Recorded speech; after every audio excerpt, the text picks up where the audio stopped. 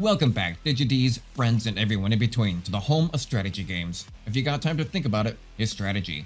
What is it that makes a good roguelike?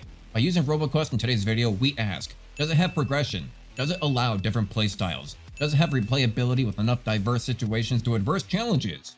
We've played ROBOQUEST twice before, once with the demo and limited in its form, and once recently as a welcoming back to the game. But now we have a more analytical look at it while we play through the match.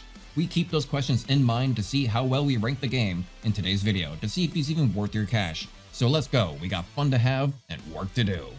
Now the great thing about ROBOQUEST is the fact that it is a FPS type of roguelike game. You don't see very many of those sorts. When you see a roguelike, you might be thinking of like Hades, which is a top-down kind of arcadic style. You might be thinking of Slay the Spire, which is a little bit more of a card game. But an FPS roguelike, the type of where you just keep on getting progression, moving on forward, it's a little bit of a breath of fresh air, something you don't really see too many in that genre.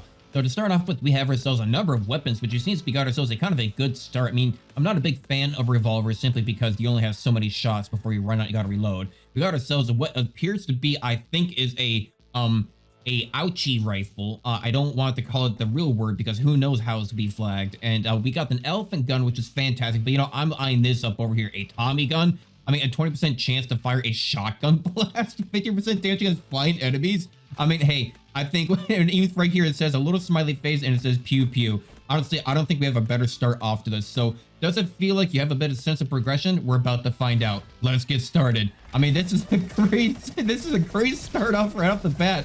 You know, and on top of it, we also have ourselves a brand new character that we're trying out here today as well. The past couple times we've checked out the game, we've been using the Defender, but now we have ourselves the Commando, which not only has an ability to use a shotgun blast every 3 seconds, but also has the ability to fire off a rocket every 8 seconds that deals about 90 to 80 damage, which is fantastic. So it's kind of some free damage that kind of stacks up over a while. And shotgun blast is fantastic at short to medium ranges. It does a lot of damage, it stacks up well. Now, honestly, you can usually go off to that purple region, go find yourselves an ultra rare weapon. But the fact that we have ourselves a Tommy gun that is absolutely just wrecking everything right now, like my god. And then lay off the shotgun, lay off our missile ability, those will regenerate, take out everything up in the air, take out that thing up on the rails because it drops off a whole bunch of healing for us.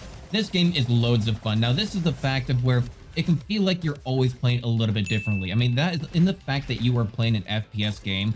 Every single time that you play this, you can have a little bit of a different run each time simply by the fact of you have a lot more pixels to move around in. If look at all these pixels, I'm seeing at least, I'm counting here on the floor, I see at least 64, or at least 64-bit here. Transform Shorty into a headhunter. It fires a long-range shot, which can deal critical damage with more damage. There's a lot of words to an instant. I think right now I'm gonna choose into a wild burst and fires explosive projectiles and deals. I'm gonna just deal explosive damage and more damage. I mean, that seems good. Typhoon minigun for 2. You know what? I think for two power cells, I can take a look and trade out my pistol. How does this thing operate? Like, I like it. Honestly, who needs any of these weapons? We got myself a Typhoon minigun. Now, I'll tell you what, I honestly only maybe have about like 6 hours to maybe 5 hours of gameplay of, you know, I've actually playing this game recorded, or, you know, not even recorded, just recorded on Steam. And, you know, so you don't really need a lot to start getting a lot of the unlocks, start of a lot of the perks, a lot of the kind of upgrades you can kind of build yourself up upon and start seeing the progress here in the game on your character and etc. and all that kind of fun stuff.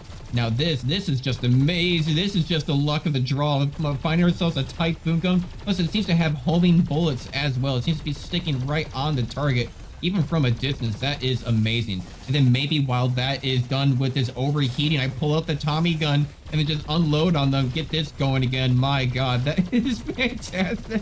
I mean, hey, it said last time we didn't get enough XP for taking out enemies, so we may as well just go ahead and just try to take out as many as we can. We can't forget about our wristwatch ability here. Pretty much just absolutely carpet the area. That is amazing. Take out our and it still lives. Take out that thing from above because it drops lots of health, lots of healing for us. But we are actually already at max. We're at 260 at the moment. We do have ourselves actually a perk that we can go ahead and upgrade to, but I feel like I'm a little bit occupied right now. Yes, it does actually pause the game when you do it, but you know what, I feel like I'm just a little bit busy right now. I'll go ahead and focus on the upgrade later, unless it can be super helpful right now. That could be a really good godsend to have. And you know what, I think I've talked myself into it. Let's take a look. Increase shorty explosion radius by 50%. Ooh, so my wrist blast basically does even more AoE. Increase reload speed by 15% and movement speed. Ooh, weapon magazine size and energy. Now, these are all actually like really good. I mean, that's gonna deal, I mean, that's more damage as well. Increase reload speed and movement speed. I mean, I feel like reload speed is gonna be better overall, and magazine size and energy is all right, but movement speed and reload speed, that's an overall bonus to everything. Magazine size can also be a bit, situational, because you might find a really nice weapon that might only have a magazine size of like 12, and that bonus is only going to give it like a couple of extra bullets, and next thing you know, the bonus isn't really all that good anymore in comparison. And there we go, lay off that wrist ability. I keep on forgetting I even still have it while I'm still talking about it. That thing is absolutely just annihilating things. My god, I need to use it a little bit more often. Anything I pointed at just disappears. So you know what, does it feel like you can always play this a little bit differently? I would say that gives it a really good check mark in my book. You know what? This may not be everybody's forte, but if you like the idea of consistently kind of leveling up, getting better weapons, fighting stronger enemies, getting more and more difficult as you progress along, trying to dodge bullets, but it's not necessarily too difficult either. We are playing on standard mode right now. There is a hard difficulty after this. I feel like you can always play a little bit differently. You're always going to have different weapons. You're always going to find different perks. You're going to have different encounters, different enemies, different environments, different, the terrain in general is always going to be a little bit different in how it is designed right now, like how this little arena is looking at the moment. You know what? So I feel like every instance is going to be a little bit interesting. It's not always going to feel you in the dust as though area discovered hidden sanctuary. What is this? Give swim trunks? I don't have any swim trunks, my man. I don't know what you are, but I'm a little bit scared.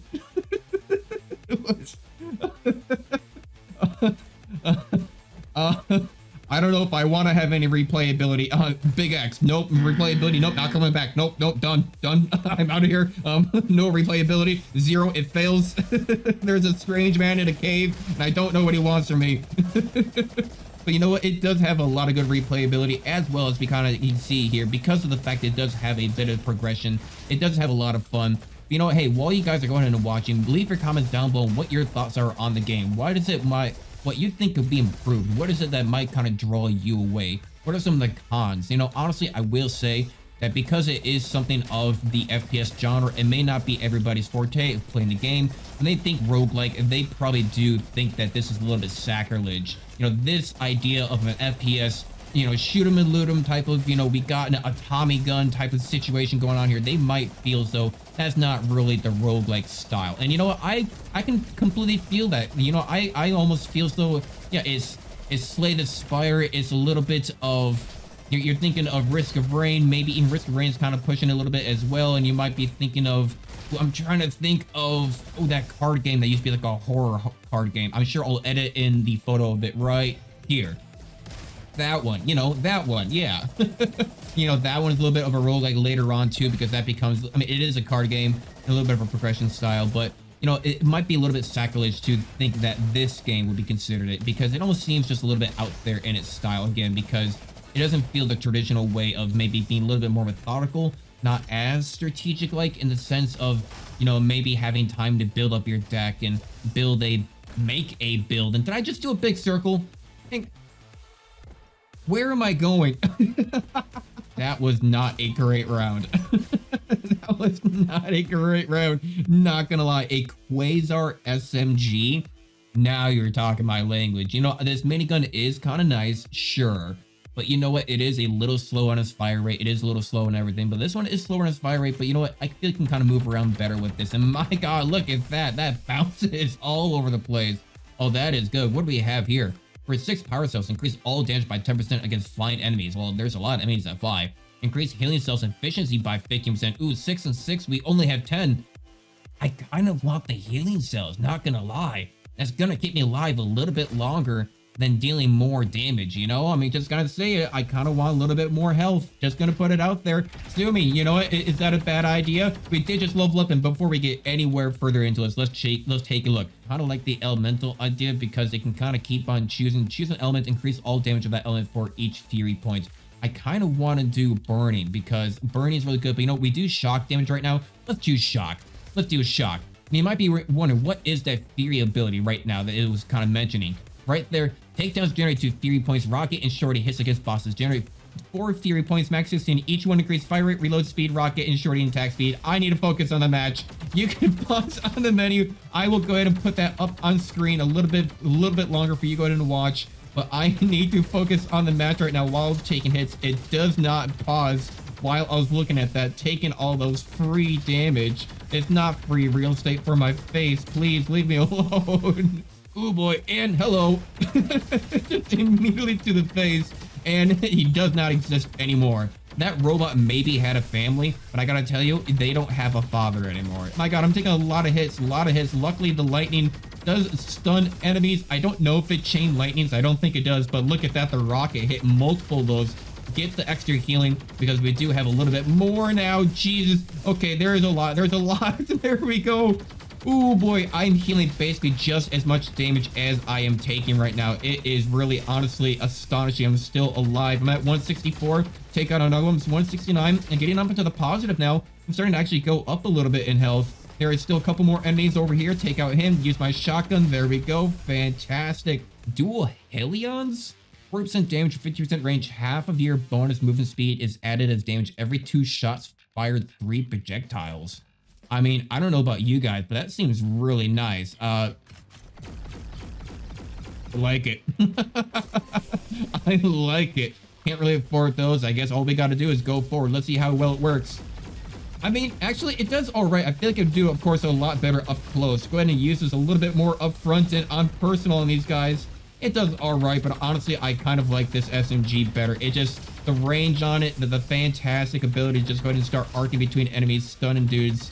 Honestly, I'm going to move past that first area just because it seems really dangerous. I need to take out this sniper thing. Okay. What if we just go ahead and focus on speed? Hang on. How fast can we get through this level? If we just sprint all the way through, can we just get all the way to the end? Or do we get like a C score on this for only caring about time? You know, I mean, how much does it affect our score? Jesus, there's a lot of them. Oh my god, move on through and get an upgrade. My god. Increase elemental damage by 10%. Yes, please. My god. Increase all damage by 20% against stunned and staggered enemies. Well, considering the fact that this, you know, this rifle goes and stuns enemies, yeah, why not? I'm going to choose this door. Don't know what this door is, but we're going this direction.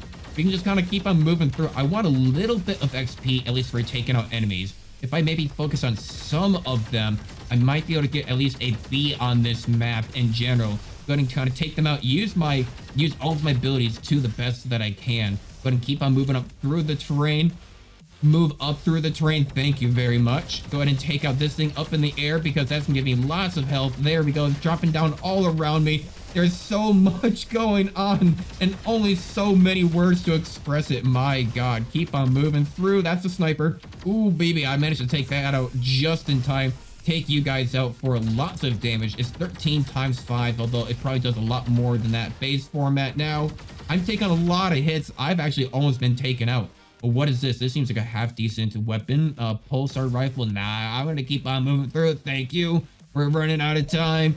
I mean, we're not really running out of time, but we are a little bit... We are running out a little bit of time. If you try to sprint all the way through, I'm telling you now, first-hand experience so far as you saw here, first on Digital Dave, honestly, it's not going to work out for you.